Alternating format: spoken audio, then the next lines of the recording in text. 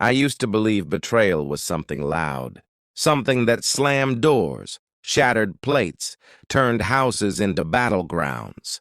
But the truth is quieter than that. Betrayal, real betrayal, grows in silence. Our house had become a quiet place long before I understood why. My wife moved through rooms like a visitor instead of a partner. My daughter, once talkative, always sharing stories about work and friends, had begun answering questions with short, careful sentences. I told myself it was normal. People grow distant. Life gets heavy. You don't assume the ground beneath your family is collapsing. The first pregnancy test appeared on a Wednesday morning. I was looking for painkillers in the bathroom cabinet before work when a small white box slid forward and fell against the sink. I picked it up without thinking. Two pink lines. For a moment, my brain tried to process it logically. My daughter was 26. She had been dating someone casually, or so she had mentioned months ago.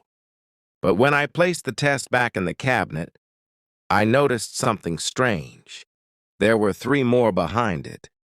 That afternoon, I told myself I was overreacting. Adults had complicated lives. It wasn't my business. But silence changes the way you see things. The way my wife avoided eye contact during dinner.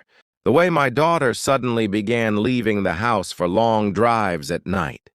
The way both of them seemed careful, too careful, around each other.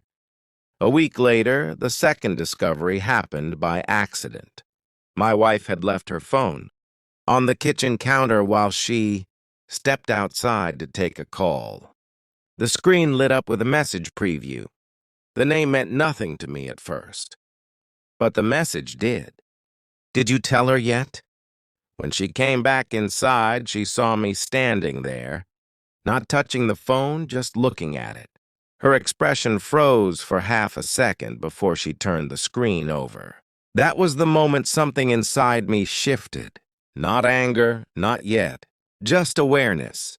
Over the next few days, I paid attention to things I had previously ignored.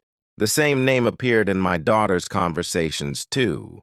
Once in a notification that flashed briefly while she was charging her phone at the dining table. Same contact photo. Same man. At first, I rejected the idea. My mind simply refused to connect the dots.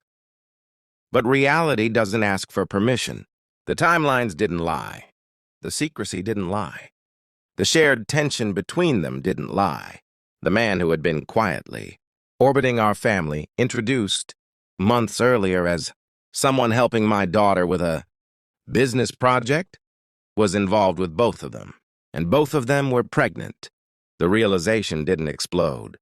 It sank slowly into my chest like cold water. I didn't confront anyone. Not immediately. People think revenge is emotional, loud, impulsive. But control comes from patience. Our house was legally mine. The mortgage, the utilities, the property registration, every document sat under my name. Years ago, it had seemed practical. Now it mattered. I met with a lawyer during my lunch break one Thursday. I brought copies of the documents. Quietly, professionally, we discussed options. Separation, property rights, financial protections. Nothing dramatic, just facts. Weeks passed. The silence in the house deepened. I suspect both of them believed they were managing the situation, keeping me just unaware enough. Then the external moment arrived. I asked them both to sit down one evening. My voice stayed calm.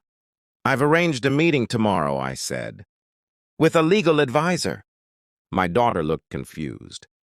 My wife looked pale. "For what?" she asked. I placed a folder on the table. Inside were copies of the documents I had signed that afternoon. Divorce filings, property transfer notices, a formal eviction timeline that would take effect once the separation process began. No yelling, no accusations, just paperwork. The silence that followed was heavier than any argument could have been. My daughter stared at the table. My wife's lips moved slightly, but no words came out. Finally, she asked quietly, How long have you known? Long enough, I said. The man at the center of everything disappeared soon after that. I never met him again. I suspect he realized the situation had become something he couldn't manipulate anymore. What remained was the house. Not the home it used to be. Just a building filled with echoes of the life we once had. Weeks later, I packed my things and left before sunrise. The legal process would take time, but emotionally it was already finished. People think revenge means hurting someone, but sometimes revenge is simply removing yourself from the damage and refusing to carry it any longer. I didn't win anything. I just stopped losing.